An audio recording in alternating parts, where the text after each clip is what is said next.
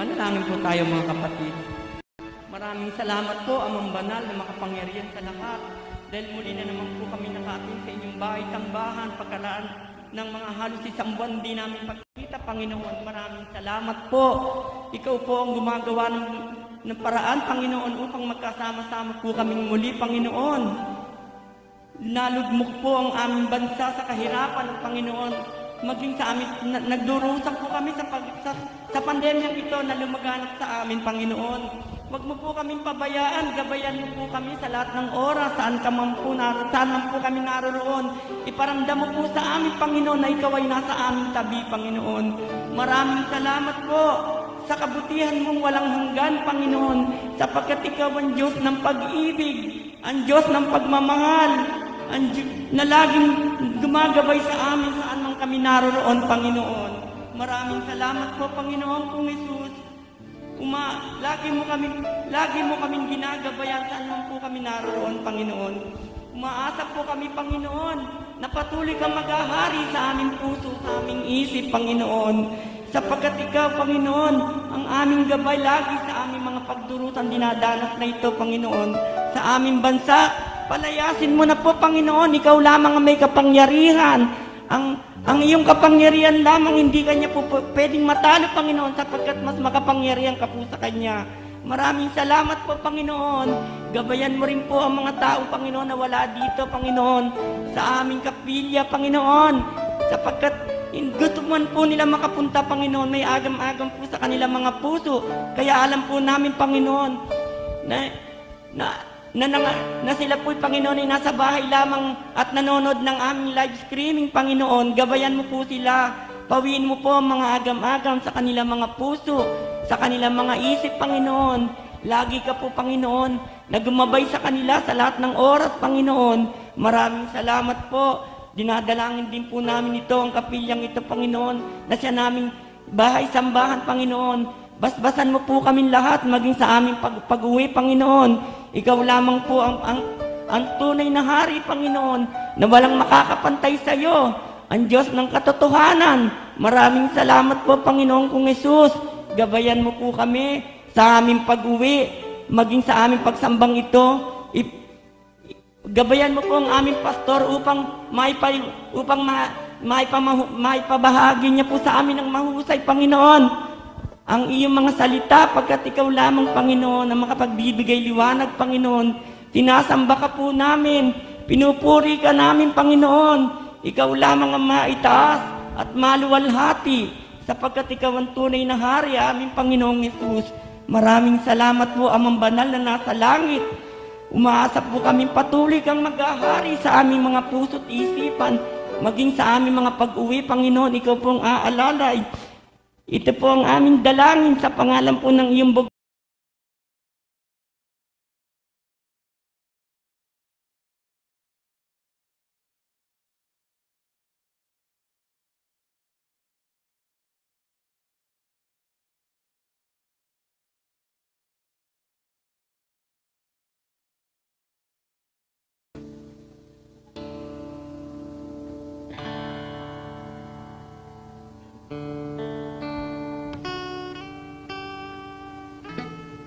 Panalangin po natin yung tithes and offering na. Maraming salamat po, aming Diyos na nasa langit. Sa panibagong araw na ito, binigyan niyo po kami, Panginoon, ng pagkakataon na kami po ay makapagbigay para sa inyo, Panginoon. Maraming salamat po sa buong linggo, Panginoon, sa araw-araw na binibigay niyo po sa amin. Sa mga biyaya, Panginoon, ito lamang po ay aming ibinabalik sa inyo, Panginoon. Lahat po ng aming kaloob na ito, Panginoon, ay karapat-dapat pong sa inyo, Panginoon. Maraming salamat po dahil patuloy niyo po kami binibigyan ng aming makakain, Panginoon. Dahil dito kami po ay patuloy na lumalapit sa inyo sa pangalan lamang na aming Panginoong Hesukristo, na aming Diyos at tagapagligtas. Amen.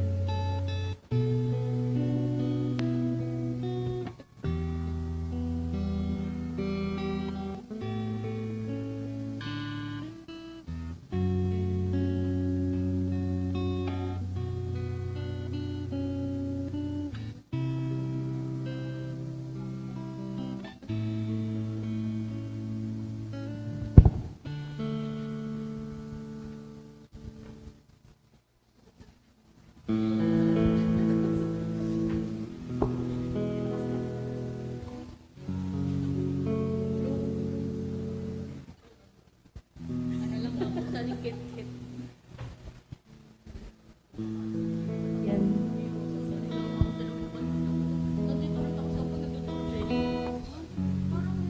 Okay, good morning po sa ating lahat. Tayong lahat po ay, sabayan niyo po kami sa isang awitin na ito.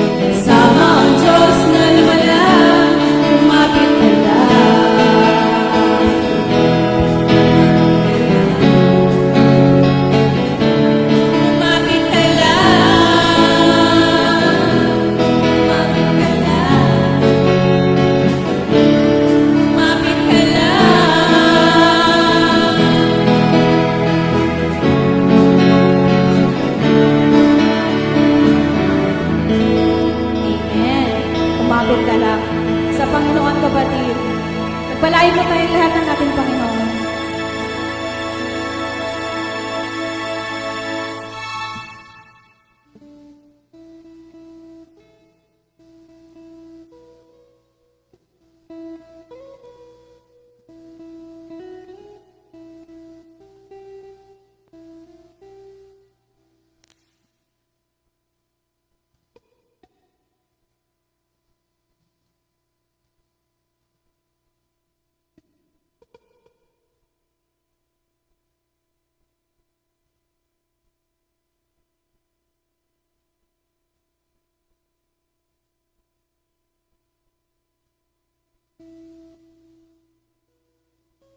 Sitayo po tayo na. Makibukas po kayo sa Revelation 14, verse 9 to 12. Verse 9, Then another angel, a third one, followed them, saying with a loud voice, If someone worship the beast and his image and receive mark on his forehead or on his hand. Verse 10, He also will drink of the wine of the wrath of God, which is mixed his full strength in the cup of his anger, and he will be tormented with fire and brimstone in the presence of the holy angels and in the presence of the Lamb. Verse 11, And the smoke of their torment goes up forever and ever.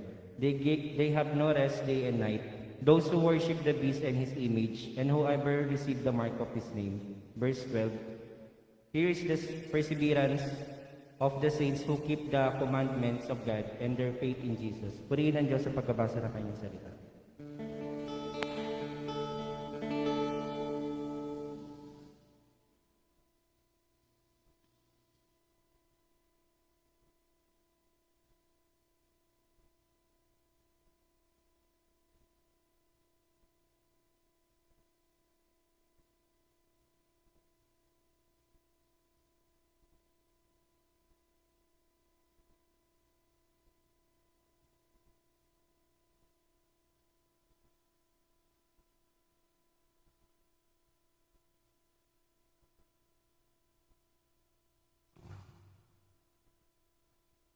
Praise God, manalangin po tayo.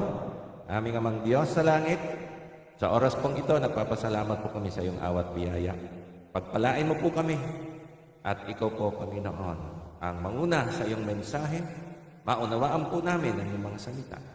Sa patnubay po ng iyong Holy Spirit, sa pangalan lamang ng aming Panginoong Yeshua. Amen. Praise God.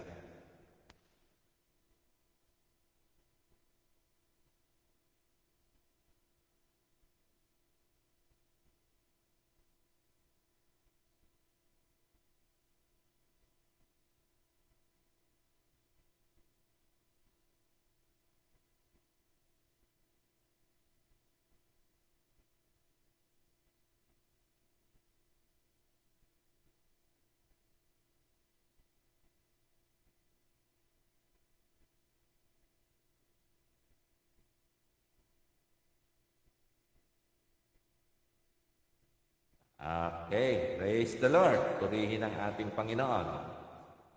Okay, ang mensahe po natin, ang pamagat po ng mensahe natin ay The Saints' Perseverance Against the Mark of the Beast. Okay, malayo naman kayo.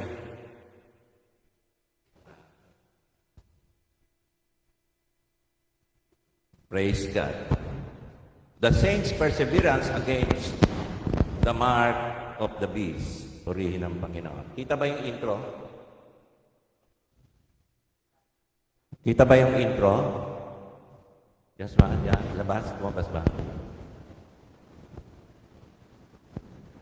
Yung next. Okay.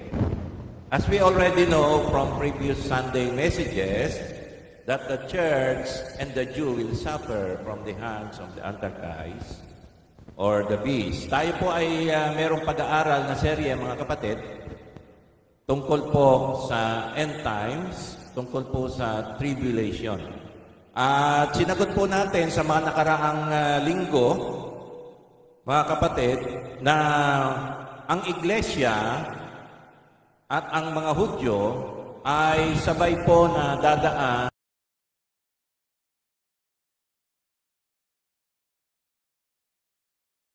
suffering from the hands of the Antichrist or the beast. So, ibig sabihin po niyan ay tribulation.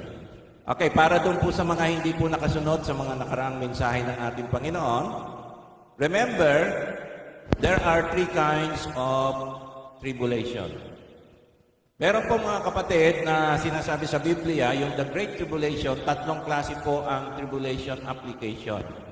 Pagdating po sa tinuturo po ng Biblia. Ano-ano po itong klase ng tribulation para hindi po tayo ma-confuse. Okay, tatlo po ito. Alright. So, meron pong sinasabi sa Biblia na the tribulation of the world. The tribulation of the world is the wrath of God. So, ito po ay mga sinabi po ng ating talata kanina, ito po ang magsasuffer po nito ay yung mga tumanggap ng tatak ng marka ng halimaw o yung tumanggap po ng tatak ng 666 sa kanilang noo o sa kanilang pong kamay. So, hindi po yan ang tribulation ng mga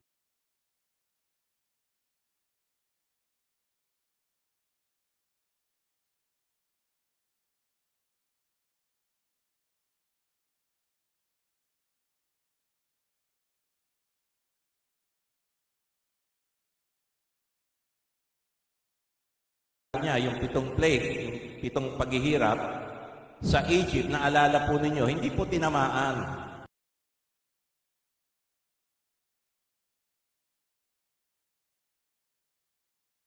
Yung mga anak niya. Yan po ay sa panahon po ng tribulation. Ngayon, yung nararanasan po ng mundo ngayon, yan po ba ay galit ng Diyos? Nasa tribulation na po ba tayo ngayon? Wala pa po, mga kapatid. Bakit ko nalaman? Kasi kung tribulation of the world yan, hindi dapat tatamaan yung mga mananampalataya. Alam niyo po, tinatarget ng pandemic nito, sa totoo lang, yung mga mananampalataya. Hindi lang basta mananampalataya, kundi mga pastor. So, ipanalangin po natin yung ating kasamahan dito sa 6th District, yung mag-asawa pong pastor at pastora, ay nasa ospital po ng Tondo General Hospital dahil po na COVID po. May edad na po sila at senior na po yun. So, yun po yung latest na akin pong narinig. So, hindi pa po ito yung tribulation of the world. Darating pa lang po, wala pa, mga kapatid. Kaya relax lang muna. Okay? Ngayon, ano pa po yung dalawang klase ng tribulation? Ito po yung the tribulation of the Jew as a nation. Ito po yung persecution from the Antichrist. Okay? So, ito po ay maliwanag na pag nireveal na po niya yung kanyang sarili, lalaban po ang mga Hudyo. Kaya lang, mape-persecute po sila at matatalo. Mga kapatid, ito po yung the great tribulation of the Jew as a nation. Kasama na rin po yung mga believers na mga Hudyo. Ang pangatlong tribulation po na napag-aralan na po natin to sa mga nakaraang mensahe, i-review niyo po yon, is the tribulation of the church. Ano po ba yung the great tribulation of the church? The same with the Jew, it is the persecution from the Antichrist. Kasama po ng mga Hudyo, hindi po tayo tatanggap ng tatak ng halimaw. Mga kapatid, kahit po tayo ay patayin. Amen? Amen ba? Kahit tayo patayin? Nakapag nandyan na. Kaya alam niyo po, yung teaching ng pre-tribulation, ibig sabihin, mararapture ka bago yung tribulation. Alam niyo po ba bakit naging popular yon at maraming mga Kristiyano ang tumatanggap noon? Alam niyo ba yung pre-tribulation na yung pong rapture mangyayari daw, mararapture muna ang church bago dumating yung Antichrist. Alam niyo bakit maraming tumanggap na mananampalataya no? Kasi takot nga baliktad yung tinuturo ng Biblia. Okay? So, the church will go through the great tribulation, persecution from the Antichrist. Okay? Ngayon, sa mga nakaraan na turo po natin, mensahe ng Panginoon, the rapture will happen yung last Sunday po. Kung napanood niyo po yun, kung online po kayo, the rapture will happen after the Great Tribulation.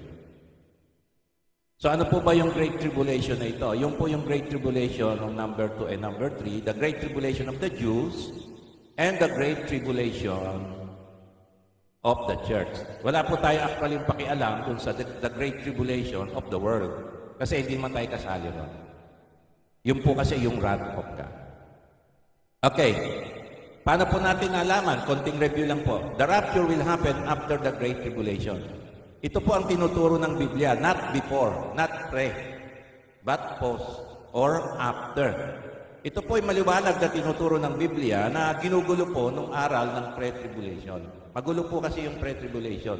Para matiwalaan po natin yung pre-tribulation, yung mararapture tayo bago dumating yung Antichrist, ay guguluhin mo yung salita ng Diyos. Ano ibig sabihin guguluhin? Ititwist mo. Ano yung ititwist? Babaluktutin mo yung paliwanag ng salita ng Diyos. Kaya magulo po ang pre-tribulation. Kaya po ang tinuturo po ni Kristo, ano ba si Kristo? Pre-trib ba o post-trib? Si Jesus Christ. Matthew 24, 29 to 31. Si Kristo na ang nagturo nito. Kung tatanungin ko si Kristo, post-trib siya. Bakit? Ito, maliwanag. Sabi ni Kristo, Matthew 24, but immediately after the tribulation of those days, ano sabi mga kapatid? Before o after? Pagkatapos, post siya. Ang post after, hindi niya sinabi, but immediately before the tribulation of the world. Hindi. Ano ang sabi ni Kristo? After the tribulation of those days, the sun will be darkened. Hindi pa po nangyayari kasi hindi pa nga po nangyayari yung tribulation. The sun will be darkened and the moon will not give its light and the stars will fall from the sky and the powers of the heavens will be shaken. After, hindi before, after the tribulation of those days. Okay, ano pa po mangyayari? Sabi sa verse 30, continuation. And the sign of the Son of Man will appear in the sky, and then all the tribes of the earth will mourn, and they will see the Son of Man coming on the clouds of the sky with power and great glory. At saka po makikita ng buong mundo ang sign ng Son of Man. And they will see the Son of Man on the clouds of the sky with power and great glory. So, saan po nila makikita ang Son of Man? Yung appearing, yung pagdating, yung manifestation na siya'y parating. Doon po sa sky. With power and great glory. Okay, paano po nila makikita yon? Pinaliwanag ko po ito by means of technology. Wala pa po ito, nasa outer space pa lang po si Kristo parating. Makikita, hindi pa po lumalanding, kundi nandun na po yung sign ng naparating siya. Paano po na makikita ng mga tao to? Alam niyo po, ang NASA, nagpalipad na po yan ng mga, ano ba tawag doon? Nagpalipad na ng mga, ano man tawag doon? Hindi man satellite, no? Mga probe, ano? Okay, mga probe yan naglalakbay po yan. Computerized po yan, AI, no? Walang lamang tao, di ba? Walang laman. Kumukuha po yan ng mga video at mga photo sa iba't bumabiyahe po yan, para mga Voyager, na bumabiyahe po yan, kumukuha ng mga picture, mga video ng malalayo. Hindi po pinapakita sa atin yan ng NASA. Confidential po yan. Ngayon, sa pagkakataon to, pag dumating yung panahon po ito ng Antichrist, ay ipapakita po ng NASA sa buong mundo, kasi news ito na merong paparating na alien. Kasi paparating, ay mga ano to, ang tawag, ang magiging term nila dito, palagay ko ay mga alien, taga-ibang planeta to. So, atakihin tayo. Galing ng Bosnia to. Bosnian Empire. Kailangan natin si Voltes 5 nito. Yung paatake, yung mga Bosnian. So parang ganun po yung magiging pananaw. Kaya makikita po yan ng buong mundo. At sila po ay magkakaisa kasi meron pong, siyempre, by this time, ay ang technology po ng mga tao ay talagang nag-increase na. Sa panahon ngayon, meron na po tayong mga weapons na pang mga satellite, mga weapons na mga lalaban po dito. Mga kapatid. Pinaghahandaan po ito na pagdating ay, halimbawa, yung possibility na tayo sasakupin na tagang ibang planeta, meron tayong mga panlaban ng mga na mga technology na pang-warfare. So, hindi po natin alam kung merong mga ganun na inahanda po ngayon. Pero, mga kapatid, meron pong technology na panlaban ng mundo. Na mga aircraft, panlaban po dito. Kaya yun po yung magiging maaring pananaw po ng sanlibutan dito. Pero makikita po nila by technology ng internet, makikita po yan ng live. Makikita po yan ng buong mundo. Ngayon, ano po ang sabi sa verse 31? Hindi pa po lumalanding, nasa sky, malayo pa po. Okay, camera lang po ng mga probe na pinadala ng NASA ang nakakakita rito. Siyempre, papadala yung video sa atin, mapapanood ng buong mundo. Yung technology po ay makikita po natin. Okay, verse 31. Ito na po yung gathering natin. Ito na po yung rapture natin. Verse 31, and he will send forth his angels with a great trumpet, and they will gather together his elect from the four winds, from one end of the sky to the other. Ano po ang sabi sa verse 31? Ulitin ko po, nandiyan ba?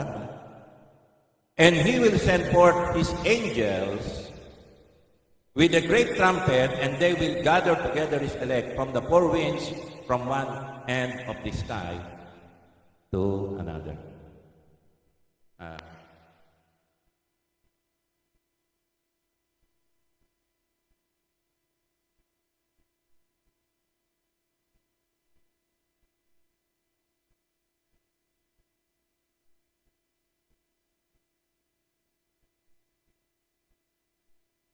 Okay, tuloy po natin. And they will gather, sabi nito, and he will send forth his angels with a great trumpet, and they will gather together his elect from the four winds, from one end of the sky to the other. Ito na po yung tinatawag natin na the great gathering. Ano po yung gathering na ito? Ito po yung rapture natin. Maliwanag po ito na sinasabi ng Biblia. Okay. Ngayon, may pangontra po rito ang mga pre-tribulationists. Yung mga naniniwala sa pre-trib na rapture, ang sasabihin po nila ay na-rapture na tayo niyan. Kasi after na yan ng Great Tribulation. Ngayon, sino yung magagather dyan? Sino yung kukunin dyan? Yung tinatawag na his elect from the four winds, from one ends of the sky to the other. Ang sabi po nila ay ito raw po ay mga Hudyo. Okay, ngayon, ang sasabihin ko naman, kung mga Hudyo, dapat nasa Israel lang sila. Pero ang sabi rito, yung mga elect, nasan daw po? From the four winds, from one end of the sky to the other. Alam niyo po, sa amin pong mga marino, pinag-aralan po namin yan, yung four winds na sinasabi po rito, ay pwede po natin sabihin ay yan po yung north, south, west, and east. Ibig sabihin po mga kapatid, ito po ay buong mundo. Hindi po ito limited sa Israel lamang. At hindi po ito para sa mga Hudyo lamang. Alam niyo po kung bakit ko nalaman, mga kapatid. Okay. Kasi ganito po yon. Ang unang sumulat nito, ito, pakinggan nyo. Hello. Pakinggan nyo, ha? Ang unang sumulat po nito na reference na ito, actually, ay kinopya po ito ni Matthew kay Mark. Dinagdagan lang niya ng great trumpet. Kasi nagkaroon po siya ng revelation, nakita niya, kulang yung binanggit ni Mark dahil